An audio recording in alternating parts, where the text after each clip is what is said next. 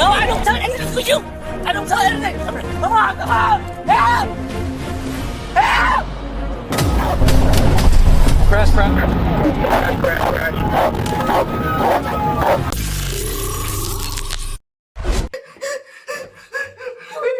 Where are you from?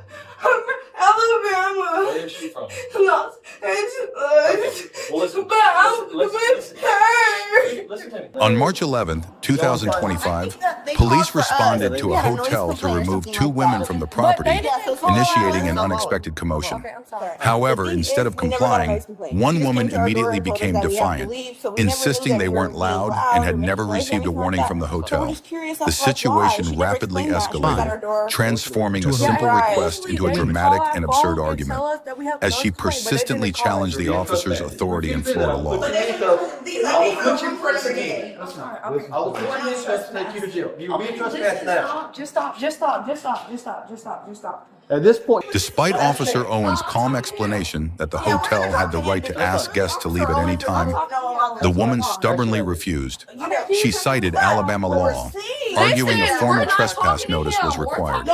The officer patiently clarified the differences in state laws, but the woman relentlessly argued, interrupting and declaring, "I don't feel like I'm really being heard."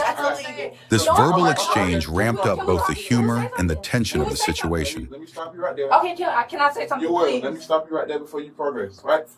Here, you don't have to, right? Okay. At any point in time, Okay. they can ask you to leave. Okay, but listen, I'm from Alabama, so We're- during our thing, we have to like they have to trespass on us But in you're order not- for us to You're leave. not in Alabama. You're in Tallahassee, Florida. Okay, I And then- understand that. As the woman continued to resist, refusing to leave and insisting she had paid for the room, she was ultimately arrested for trespassing after a warning. "I paid for this hotel room. My name's on the hotel room," she yelled, but to no avail. Her friend also got entangled attempting to intervene. Despite the clear situation, their stubbornness and non-compliance transformed a straightforward incident into a dramatic and ironic arrest. Oh, but I'm not scared. Like, put your buddy back.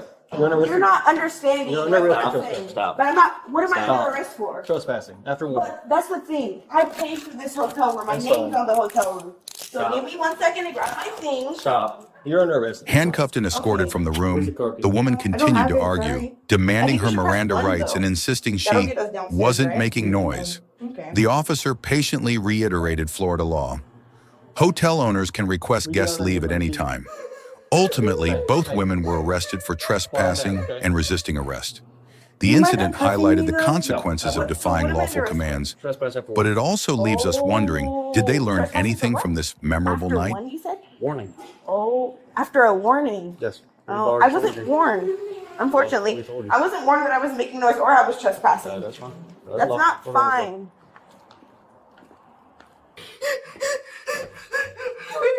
Where are you from? I'm from Alabama. Where is she from? Los Angeles. Well, listen. But I'm with her. Listen to me. Listen, this is the problem. Nobody's listening. They want to talk to people. I'm trying to talk to Listen. you. In the state of Florida, any hotel can have you leave. Okay, wait, can you come here? I don't tell anything to you. Stop. Come here. No, I don't tell anything to you. I don't tell anything. Come here. Come on. Help! Help!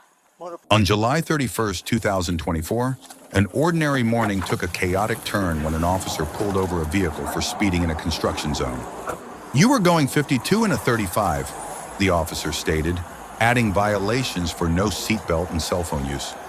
Instead of accepting responsibility, the driver immediately became defensive, adamantly denying the infractions, setting the stage for a tense and challenging confrontation from the very first seconds. It's prior to the red light back there. We're in the construction zone going 52 miles an hour. Speed limit's only 35 through the construction zone.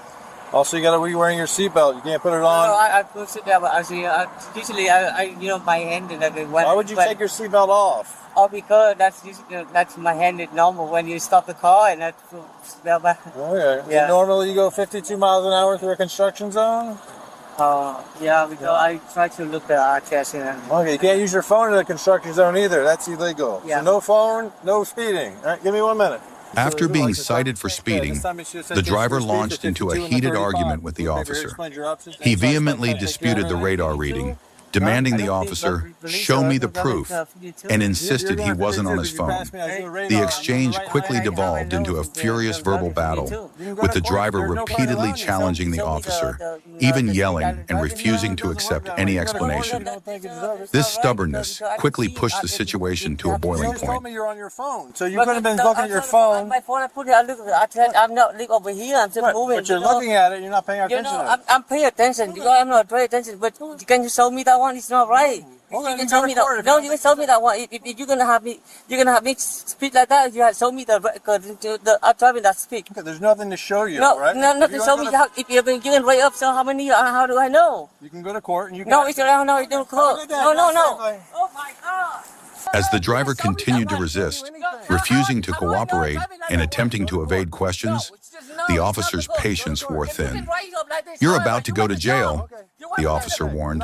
The driver began to struggle and cry for help, claiming he needed to pick up his child and had done nothing wrong.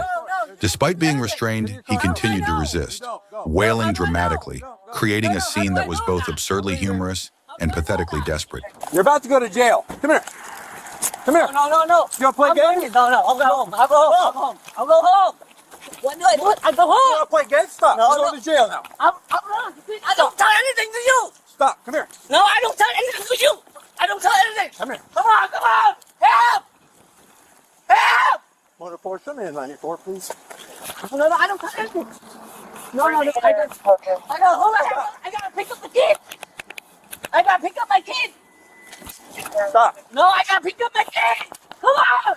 Handcuffed and in the patrol car, the driver continued to lament, repeatedly asking, "Why is this happening?" The officer clearly explained that his non-cooperation, struggling, and attempts to flee only exacerbated the situation, turning a simple traffic citation into an arrest. The driver paid a steep price for his obstinacy, as a minor infraction escalated into a dramatic and bizarre arrest. Will this costly lesson finally teach him to comply with law enforcement? I don't do anything. No, I just want to explain them. On June 10, 2024, a routine boardwalk patrol turned chaotic when officers stopped a man with a dog in a prohibited area. Instead of cooperating, the man immediately became defiant, insisting, "I'm on my way," and refusing to provide any information. The situation quickly escalated, transforming a minor ordinance violation into a tense standoff, pushing the officer's patience to its limits.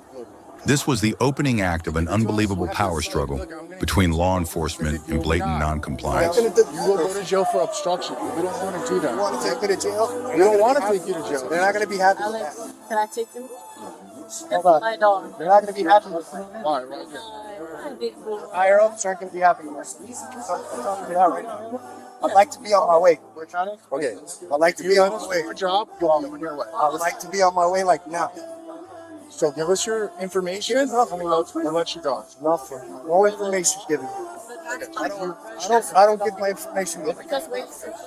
As the man continued to refuse identification, despite warnings about obstruction of justice, the officer's patience finally snapped. "You're going to jail," one officer declared, and he was promptly cuffed.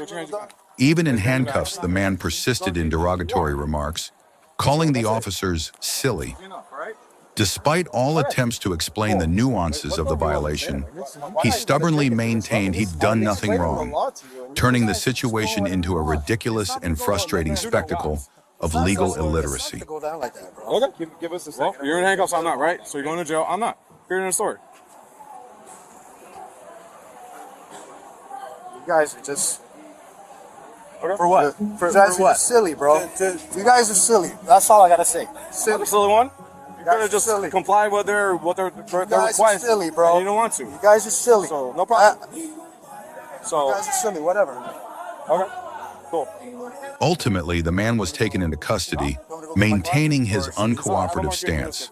Officers explained that failing to identify oneself during a lawful investigation constitutes obstruction of justice, and having an unleashed dog in a public prohibited area is a separate misdemeanor.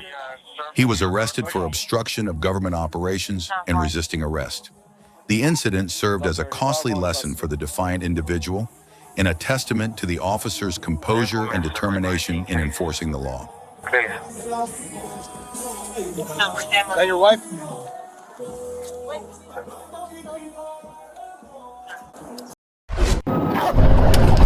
Crash. On a fateful afternoon, June 24th, 2025, in Howard, Wisconsin, a terrifying police chase erupted.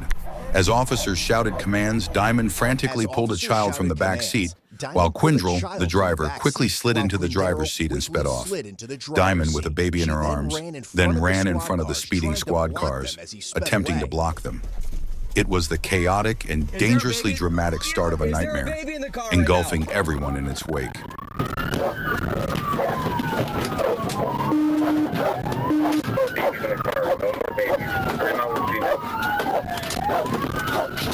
Quindrell drove the van recklessly, exceeding the 35-mile-per-hour speed limit. Reaching speeds of 70 miles per hour, the vehicle eventually lost a tire, spinning out of control before Quindrell rear-ended another car. The violent collision sent both vehicles spinning into a wall. It's going to lose control here. There's no traffic. Speed's dropping downward. Entering the Plainfield curve. Traffic.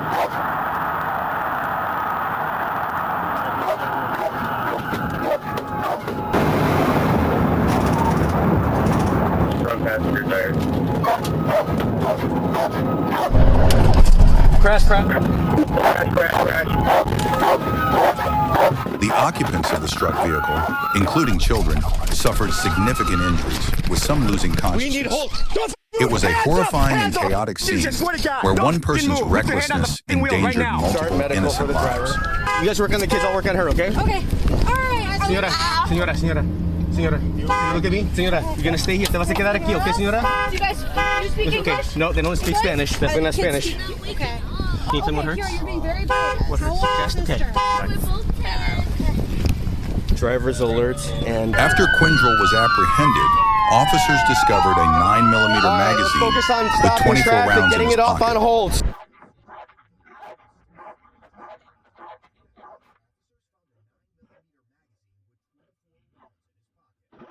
Diamond was also taken into custody.